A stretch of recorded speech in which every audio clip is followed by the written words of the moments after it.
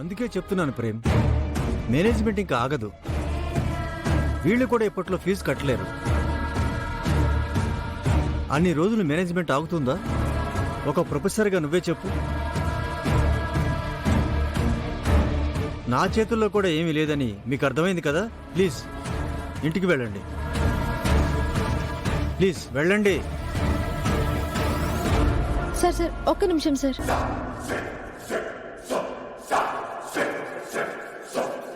వీళ్ళని క్లాసుకి పంపించకుండా బయటకు పంపడం మీకు కూడా ఇష్టం లేదని నాకు తెలుసు సార్.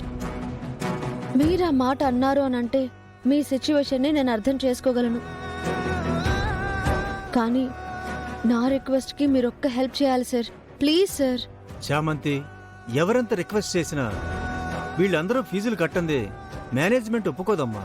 కట్టమని చెప్పడం లేదు కదా సార్. కొంచెం టైం ఇవ్వమని అడగండి సార్. బ్రీతింగ్ టైం అన్నా కావాలి కదా సార్. ఒకేసారి ఊపిరి ఆపేస్తామంటే కట్టడానికి ప్రయత్నం ఎలా జరుగుతుంది సార్? అమ్మా చామంతి, నీకు తెలియక మాట్లాడుతున్నావు. Already 1 month time ఇప్పించాను.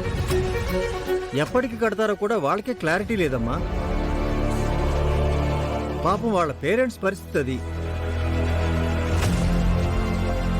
కనీసం పలానా రోజు కడతానని నాకు చెప్తే నేను మేనేజ్మెంట్కి చెప్పే పరిస్థితి ఉంటుంది. కానీ వీళ్ళేం చెప్పడం లేదు. ఇక వాళ్ళు నా మాట వినరమ్మా. అర్థం చేసుకో. అర్థమైంది కదా. ఇక నేనేం చేయలేను. నా చేతుల్లో కూడా ఏమీ లేదు. సార్ నన్ను నమ్మి నాకు ఒక్క అవకాశం ఇవ్వండి సార్. నన్ను ప్రెసిడెంట్గా గెలిపించిన నా స్నేహితుల ఫీజు నేనే కడతాను.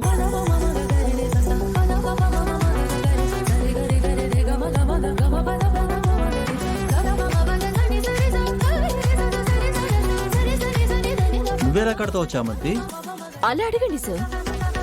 వారు ఫీజులు కట్టడానికే ఇంకొకరి మీద ఆధారపడాలి. వీరు ఇంతమంది ఫీజులు కట్టేస్తారంటే ఈ ఇయర్లో ఇదే బెస్ట్ జోక్ అవుతుంది.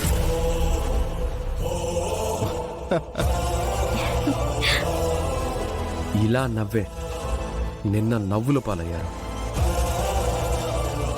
ఇలా మీరు అవహేళన చేస్తారనే వీళ్ళు మీకు ఓట్లు కూడా వేయలేదు.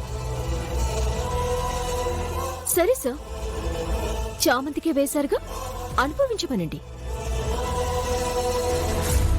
మేము గాని ప్రిన్సిపల్ సార్ గాని అడిగింది ఒక్కటే, ఎలా కడుతుందో